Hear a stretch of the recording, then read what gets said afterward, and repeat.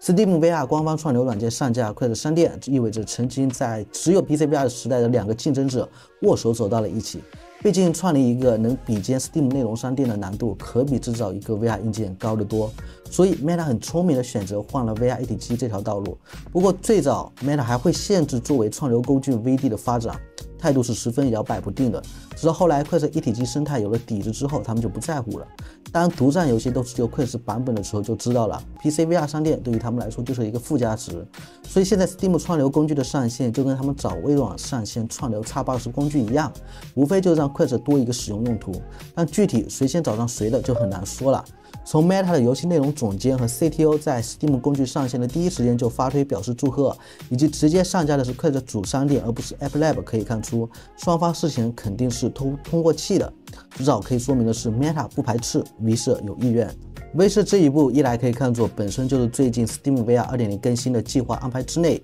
二来也可以能是很多人猜测的在为自家的全新无线 VR 设备 Deckard 做串流测试的铺路。但老实说，之前布拉德林奇3天2头想要在 Steam VR 的更新代码里找点 Deckard 存在的证据啊，比如把 Steam VR 2.0 那个新的头显图 VR 理解成是 Deckard 的造型简化，亦或者是把 Steam VR 2.0 关于串流的一些设置选项当做是为 Deckard 准备的专属改进。结果现在看上去 Steam VR 2.0 的所有改变其实就是单纯的只是为了优化所有头显连接 Steam 的体验更好而已。当然这不代表 V 社没有在做，他们一直时不时的有员工对外透露新的 VR 硬件的工作有在发展，但 V 社终究不是主营 VR 业务，他们在这方面看上去就是没有急迫性的动力去推进，意味着内部随时都有可能因为别的事情而暂缓项目的进程。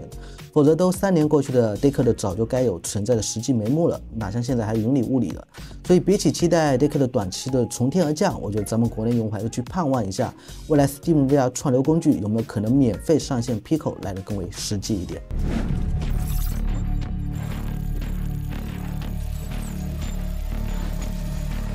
VR 是虚拟的，但体验是真实的。大家好，欢迎来到本期的 VR 速递，我是你们老朋友翟老师。既然提到了 Pico， 那我们先来看一下 Pico Unity Integration SDK 2.4 版本的更新，为游戏开发者带来了与高通合作的超分辨率、画面锐化、自适应分辨率以及透视图像调色、特效后处理等新功能。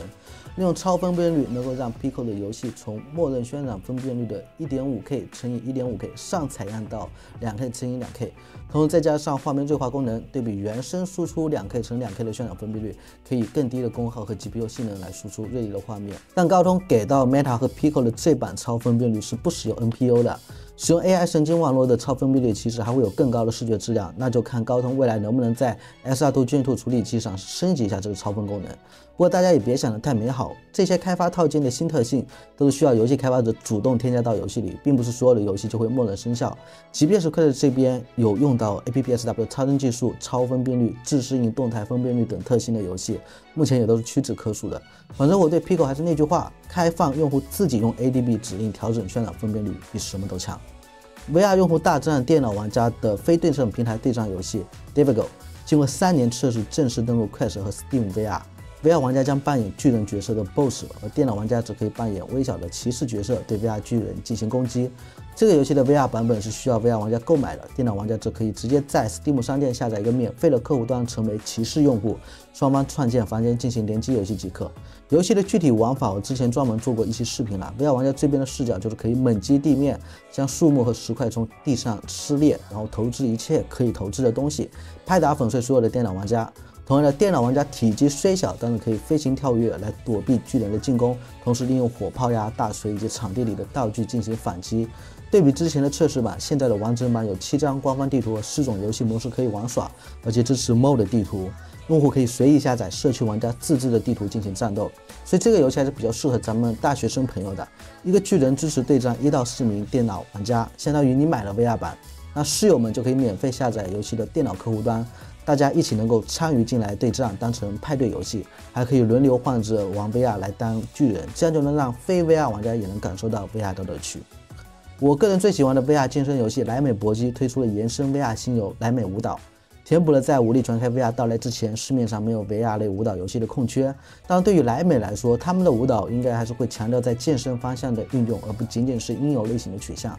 这次虚拟教练员从莱美搏击的2名增加到了5名。游戏有超过25种舞蹈和45首来自著名电音厂牌 Monstercat 的音乐曲目。如果你在10年前 EDM 席卷全球流行乐的时候有接触过，都应该会听过了 Monstercat 发行的歌曲。配合歌曲有3种难度可选，那一些同手同脚、肢体僵硬的小伙伴也可以玩最低难度来试一试。游戏目前呢已经在快乐商店上架预购，感兴趣的朋友可以去看一下。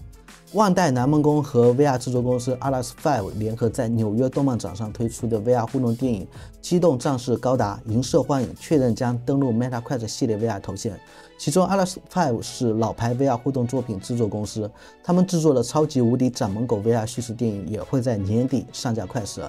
关于《机动战士高达：银色幻影》，官方描述，在这部身临其境的动画中 ，VR 用户将体验到前所未有的高达世界。身临其境的视觉效果和互动元素将高达栩栩如生地展现在玩家面前。这种以叙事为驱动的体验将为高达粉丝们带来一次独特的沉浸之旅，也为高达宇宙中的互动故事设定了新的基准。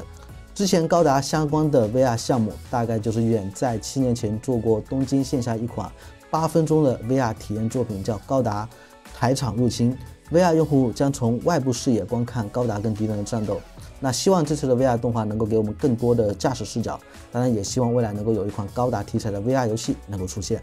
最后我们来看一个将 MR 头显用于精确定位和测量的实验性 WebXR 概念应用 Magic Hands。